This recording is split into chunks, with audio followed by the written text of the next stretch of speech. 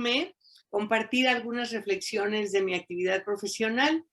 He acompañado a pacientes con enfermedades que amenazan su vida y eventualmente en un periodo muy breve al final. En otros casos es un proceso que no puedo llamar ni largo ni corto, porque son los que cada persona necesita.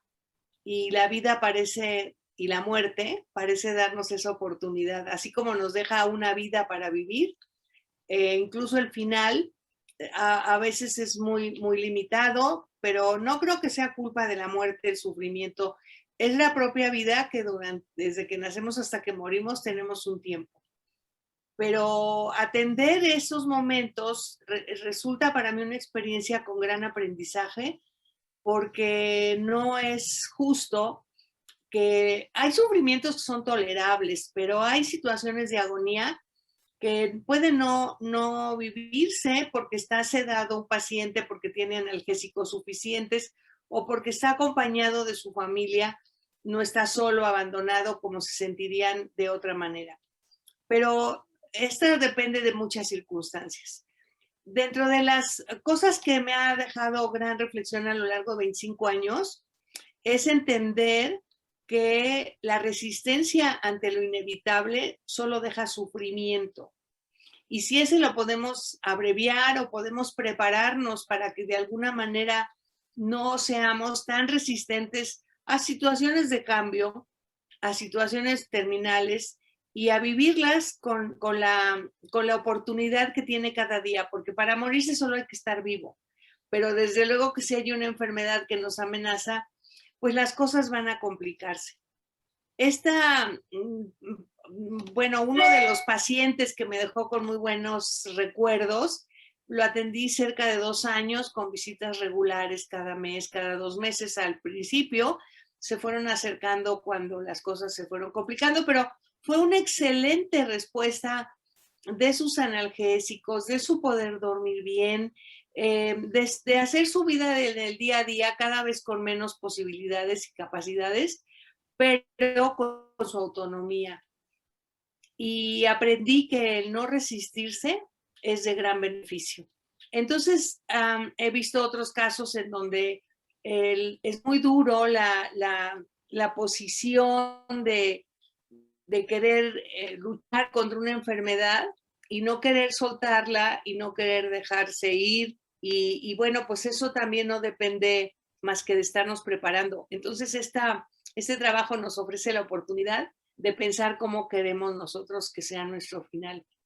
En los hospitales, en el particular en el que yo trabajo, en el Hospital ABC en Observatorio, pues es todo una área para oncológico, ¿no? Es el centro de cáncer que permite que los pacientes, pues obviamente uno se enferma o se vuelve viejo, pero no se vuelve tonto, entonces entiende que si está ahí tiene seguramente una enfermedad de difícil tratamiento. Y este no se deja de hacer en la medida que el paciente desea seguir tratándose, pero siempre con la opción de la autonomía, de respetar su autonomía, de preguntarle y de que firme un consentimiento informado después de entender a qué se va a someter y cuáles son los beneficios y los inconvenientes. Y dentro de ellos también está esa opción de que si las cosas se complican, ¿en dónde prefieren estar? En el hospital hay toda una serie de protocolos, una serie de guías para cada síntoma que se llevan con mucha precisión y que permiten que los pacientes la pasen lo menos mal posible.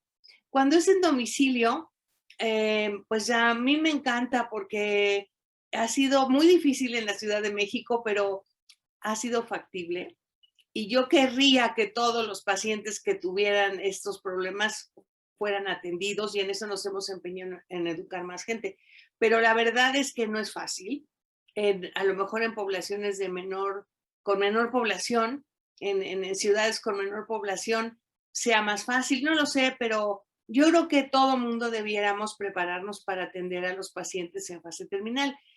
Es un poco como atender un parto, ¿no? Os digo, un ginecólogo va a resolver muchos problemas, pero la atención de un parto normal pues hasta en las películas aparece y podría ser de la misma manera que atender y dejar hablar y comprender a un paciente que esté en la fase terminal. También todos deberíamos tener una preparación que finalmente va a servir para nosotros mismos como enseñanza, ayudamos. Y entonces, Lao Tse dice que la única manera de hacer es ser, es decir, comprometiéndose realmente.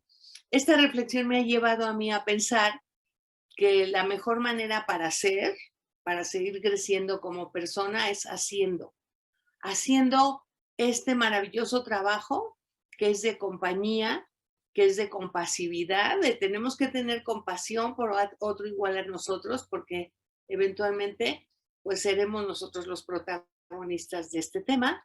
Y pues bueno, la verdad es que insisto en que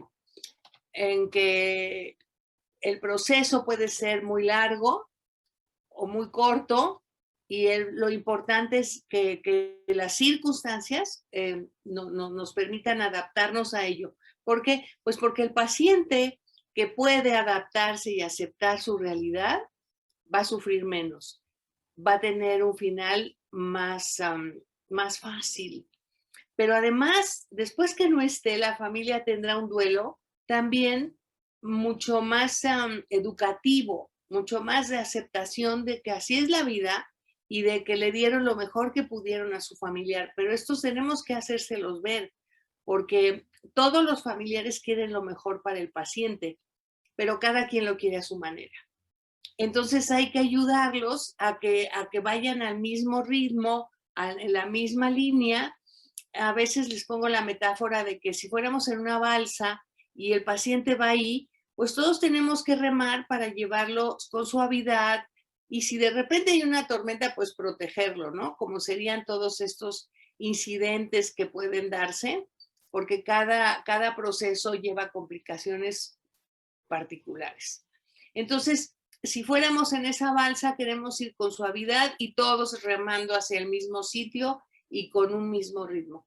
Entonces, eso ayuda mucho a que entiendan que toda la bonomía, toda la beneficencia que quieran darle a su familiar debe ser pensando en lo que el paciente realmente quiere, y la única manera de hacerlo es preguntando al paciente y respetando esa autonomía.